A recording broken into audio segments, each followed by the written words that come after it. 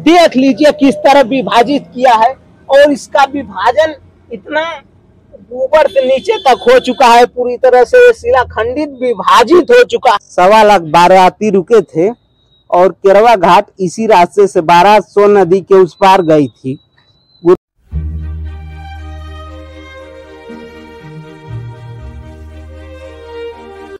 मारकुंडी की पहाड़ियों पे आज आपको ले आए हैं और बता दें कि ये जितना ही सुंदर और सुहाना दिख रहा है, इसका इतिहास यहाँ का बहुत ही अद्भुत है। और लाखों बारातियों के साथ चला एक नायक जो कि बलिया से चलकर सोनभद्र जिले में आया, और यहाँ पे अपने प्रेम को पाने के लिए उसने एक राजा से लड़ाई की और उससे परास्त कर, उस अभिमानी और पापी राजा को परास्त कर उसने अपने नायिका को यहाँ से ले जाते वक्त यहाँ कुछ ऐसी घटना घटी, उसके बारे में आपको बता रहे हैं और दिखा रहे हैं। तो चलिए चलते हैं आगे, दिखाते हैं आपको।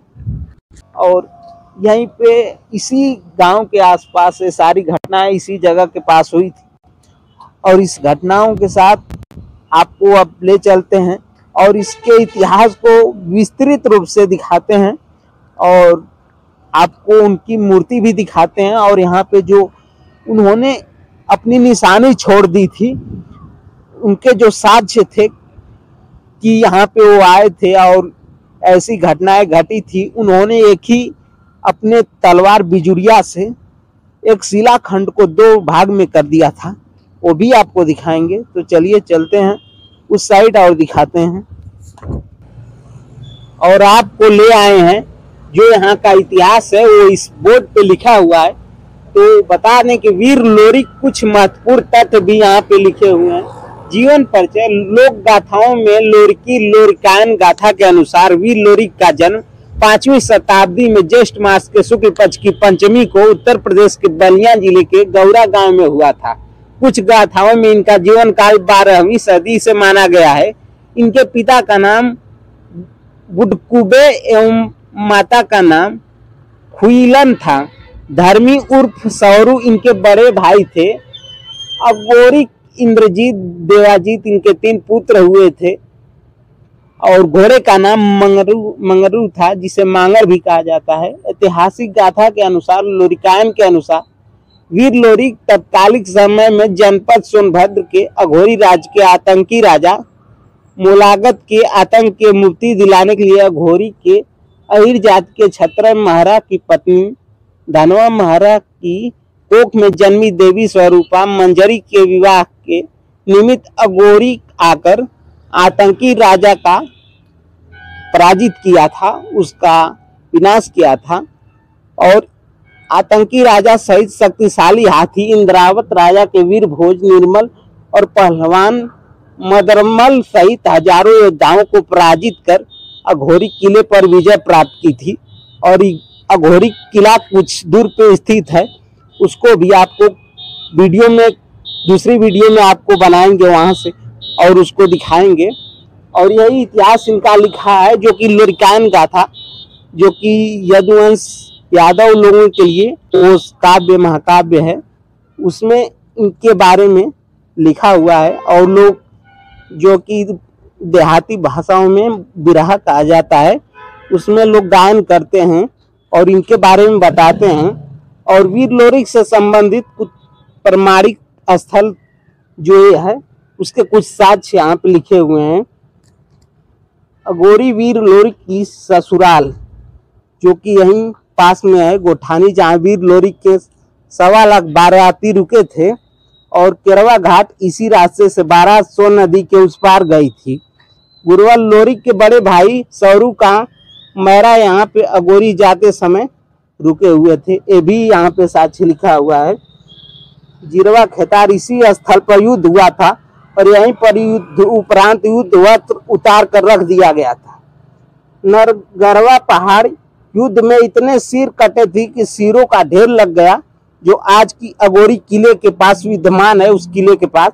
और रुधिरा नाला युद्ध में इतना रक्तपात हुआ कि रक्त की धारा बह चली, जिसे रुधिरा नाला कहते हैं। बरसात के दिनों में इस नाले का पानी रक्त की तरह दिखाई देता है, और आपको साइड में हमने दिखाया है।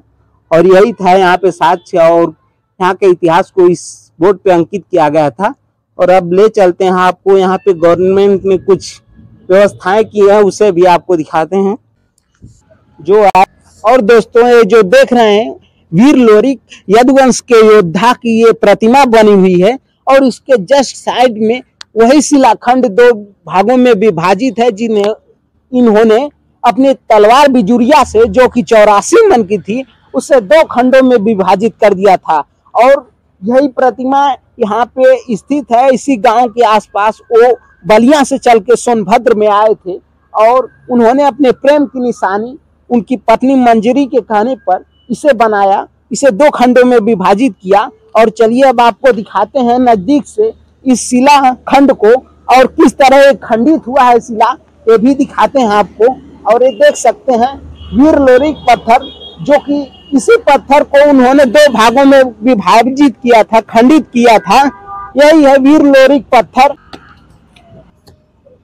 84 मन की तलवार से इस हजारों कुंटल के इस शिलाखंड को देख लीजिए किस तरह विभाजित किया है। और इसका विभाजन इतना ऊपर से नीचे तक हो चुका है, पूरी तरह से शिलाखंडित विभाजित हो चुका है। ऐसे थे यदुवंश के योद्धा वीर लोरिक। और बरसात के मौसम में जो बादल एकदम घटा छाई हुई है और देख सकते हैं चारों तरफ से पहाड़ियों से घिरा हुआ है। यह स्थान कितना सुंदर, मनोहर और अद्भुत लग रहा है। तो चलिए आपको आगे ले चलते हैं और दिखाते हैं।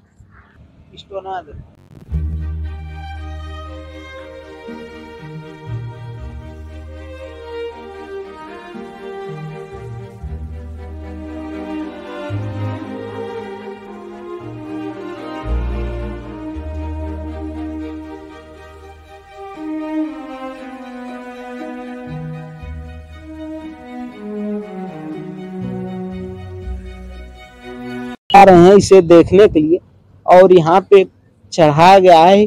देखिए यहीं पे सिंदूर लगाया था मंजरी ने और यही शिला यहाँ पे लगी हुई है। और इस शिला को दिखाते हुए आपको चारों तरफ से दिखाते हैं।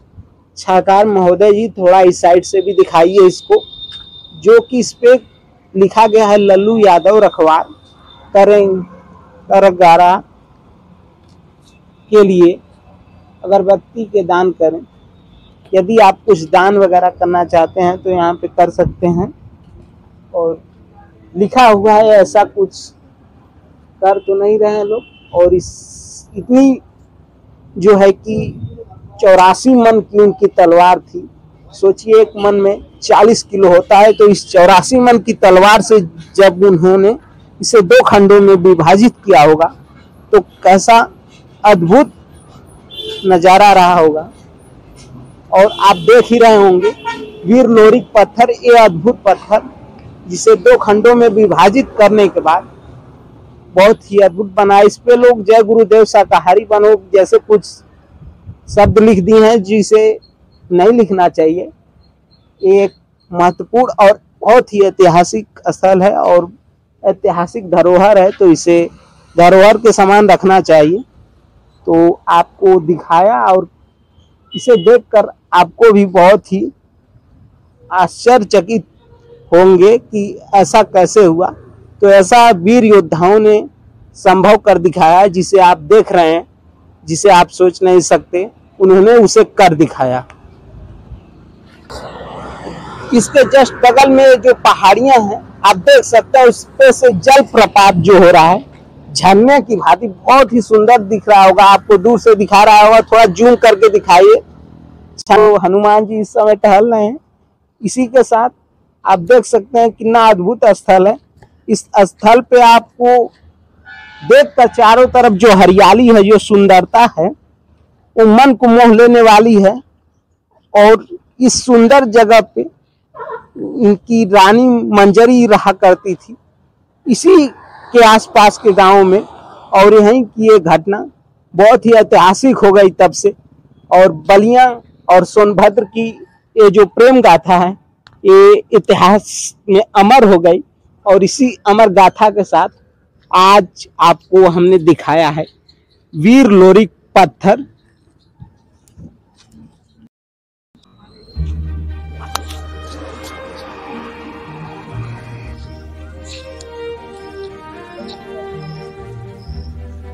और ये चबूतरा जो है कि लोगों को बैठने के लिए बना हुआ है, ठीक ठाक है, लेकिन थोड़ा यहाँ पे बरसात के मौसम में घास वगैरह उग चुकी हैं। थोड़ा साफ सफाई का ध्यान रखा जाए तो काफ़ी अच्छा होगा।